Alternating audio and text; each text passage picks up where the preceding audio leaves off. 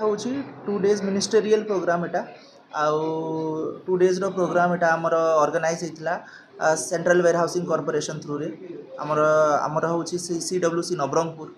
आउ कैप्शन हूँ कि टॉपिक हूँ कृषि संवर्धन प्रोग्राम अंडर रे से योजना अंडर रे आमे केमती न्यू प्रकार माने नुआ नुआ जो माने उत्पादन टेक्निक सबू शिखिबा चाषी मानकर प्रोडक्टिविटी केमती बढ़ी पारिबो केमती को प्रकार खाद कि को प्रकार माने मैन्योर कि फर्टिलाइजर आम यूज करले भल रे माने तांकर पैदावारटा हो पारिबो तांको प्रोड्यूस एग्रीकल्चरल प्रोड्यूसटा बढ़िबो आ पोस्ट हार्वेस्ट रे माने धान कटा परे कि तांको जो भी माने क्रॉप करूछंती तापरे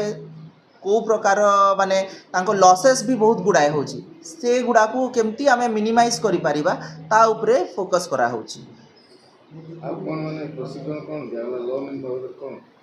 प्रशिक्षण कहले आमर ये आम चेष्टा करूँ जिते आम रिसोर्स पर्सन मान को डाकिकी ट्रेनिंग 2 दिन दिगला आउ फील्ड प्रोड्यूस से पोस्ट हार्वेस्ट लॉसेस भितर केमती माने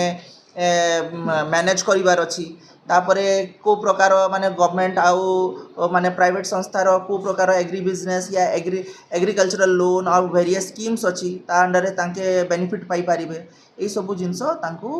माने जणा होछि। सर केते जन 45